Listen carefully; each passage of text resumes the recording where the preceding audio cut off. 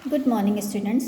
हिंदी व्याकरण के अंतर्गत आज हम पाठ 14 वाक्य विचार का अध्ययन करेंगे। पिछले वीडियो में आपने रचना के आधार पर वाक्य परिवर्तन समझा था।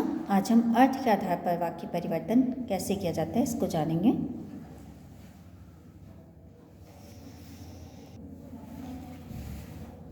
वाक्य है आप मज़ेदार आदमी हैं। ये विधानवाचक वाक्य, इसे हमें निषेधवाचक वाक्य में अगर परिवर्तित करना हो तो हो जाएगा आप मज़ेदार आदमी नहीं हैं। इसी वाक्य को अगर हमें प्रश्नवाचक वाक्य में परिवर्तित करना हो तो वाक्य बनेगा क्या आप मज़ेदार आदमी हैं।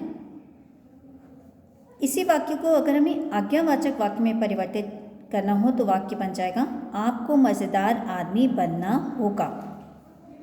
इस वाक्य को अगर हमें इच्छावाचक वाक्य में परिवर्तित करना हो तो वाक्य बन जाएगा मैं यह चाहता हूँ आप मज़ेदार आदमी बन जाएं। इस वाक्य को अगर हमें संकेतवाचक वाक्य में परिवर्तित करना हो तो वाक्य बनेगा आप मज़ेदार आदमी बन गए होते तो मज़ा आ जाता। इस वाक्य को अगर हमें संदेहवाचक वाक्य में परिवर्तित करना हो तो वाक्य बनेगा शायद आप मज़ेदार आदमी बन जाएं। इस वाक्य को अगर हमें विस्मयवाचक वाक्य में परिवर्तित करना हो तो वाक्य बनेगा अरे आप मज़ेदार आदमी बन गए। अब जानते हैं पदबंध के बारे में। जब कोई शब्द वाक्य में आकर अपनी भूमिका निभाता है तो उसे व्याकरण की भाषा में पद कहते हैं। रोहित खिलता है, यहाँ पर रोहित संज्ञा पद है, लेकिन कई बार एक पद की जगह पदों का समूह मिलाकर एक की भूमिका निभाता है। ऐसी स्थिति में उसे पद नहीं पदबंध कहते हैं। जैसे मेरा भाई मोहन खेलता है, यहाँ पर पदबंध होगा मेरा भाई मोहन। पदबंध के भेद। पदबंध के मुख्य रूप से 5 भेद होते हैं। पहला संज्ञा पदबंध, दूसरा सर्वनाम पदबंध, तीसरा विशेषण पदबंध, चौथा क्रिया पदबंध, पांचवा क्रिया विशेषण पदबंध। संज्ञा पदबंध।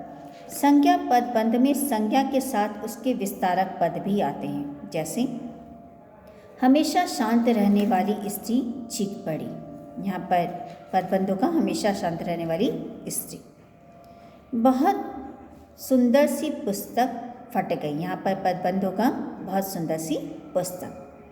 जाने पहचाने लोग चले गए, यहाँ पर संज्ञा पदबंध होगा जाने पहचाने लोग। सर्वनाम पदबंध।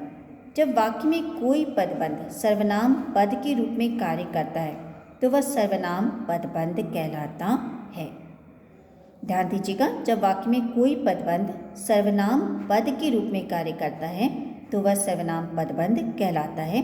जैसे भाग्य का मारा वह करता भी तो क्या, यहाँ पर सर्वनाम पदबंधों का भाग्य का मारा वह।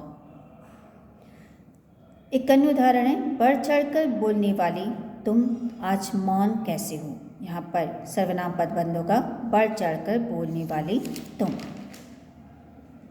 एक अन्य उदाहरण है तुम्हारे मित्रों में से कोई समय पर स्कूल नहीं पहुँचता है। इस वाक्य में सर्वनाम पदबंध होगा तुम्हारे मित्रों में से कोई। विशेषण पदबंध। संज्ञा पदबंधों से यदि संज्ञा को अलग रख लिया जाए तो विशेषता बताने वाले शेष पद विशेषण पदबंध की श्रेणी में आ जाते हैं।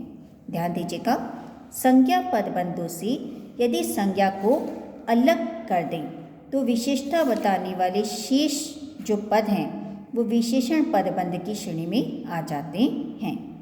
जैसे बहुत तेज चलने वाली गाड़ी खराब हो गई, यहाँ पर विशेषण पदबंध होगा बहुत तेज चलने वाली। दूसरा उदाहरण है वह इतना प्यारा आदमी ऐसे कैसे बदल गया, यहाँ पर विशेषण पदबंध होगा वह इतना प्यारा। एक अन्य उदाहरण है सामने वाले सुंदर घर में कहीं कुछ गड़बड़ है। इसमें विशेषण पदबंध होगा सामने वाले सुंदर। यहाँ पर संज्ञा पदबंधों संज्ञा को अलग कर दिया गया है और विशेषण को पदबंध के रूप में बताया गया है। क्रिया पदबंध। जब एकाधिक क्रिया पद मिलकर कोई क्रिया बनाते हैं तो उसे क्रिया पदबंध कहते हैं। एकाधिक माने एक से अधिक क्रियापद मिलकर जब कोई क्रिया बनाते हैं तो उसे क्रियापद बंध कहते हैं। जैसे चिड़िया उड़ती चली जा रही है, यहाँ पर उड़ती चली जा रही है, ये क्रियापद बंध के अंतर्गत आएगा। एक अन्य उदाहरण है बादल गरज रहे हैं, यहाँ पर गरज रहे हैं, ये क्रियापद बंध के अंतर्गत आएगा। क्रिया विशेषण पदबंध, जब एकाधिक पद क्रिया की विशेषता बताने का काम करते हैं, यानी एक से अधिक पद जब क्रिया की विशेषता बताने का काम करते हैं तो क्रिया विशेषण पदबंध कहलाते हैं। जैसे वह बहुत धीरे धीरे चलता है, यहाँ पर बहुत और धीरे धीरे दोनों ही क्रिया की विशेषता बताने का कार्य कर रहे हैं, तो ये क्रिया विशेषण पदबंध के अंतर्गत आएगा। एक अन्य उदाहरण है तुम अच्छी तरह मन लगाकर पढ़ो, यहाँ पर अच्छी तरह मन लगाकर ये क्रिया की विशेषता को बताने का कार्य कर रहे हैं, तो ये क्रिया विशेषण पदबंध के अंतर्गत आएगा। तो बच्चों, इस पाठ से हमने ये सीखा कि पूर्ण विचार को व्यक्त करने वाला व्यवस्थित पद समूह वाक्य कहलाता है। वाक्य के दो अंग होते हैं, पहला उद्देश्य, दूसरा विधि। रचना के आधार पर वाक्य के तीन भेद होते हैं, पहला सरल वाक्य, दूसरा संयुक्त वाक्य, तीसरा मिश्र वाक्य।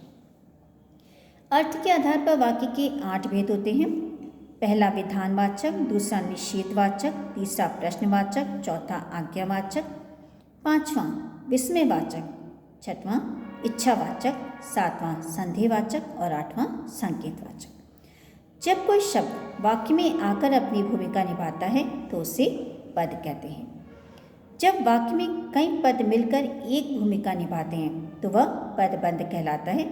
पदबंध के 5 मुख्य भेद होते हैं, पहला संज्ञा पदबंध, दूसरा सर्वनाम पदबंध, तीसरा विशेषण पदबंध, चौथा क्रिया पदबंध और पांचवा क्रिया विशेषण पदबंध।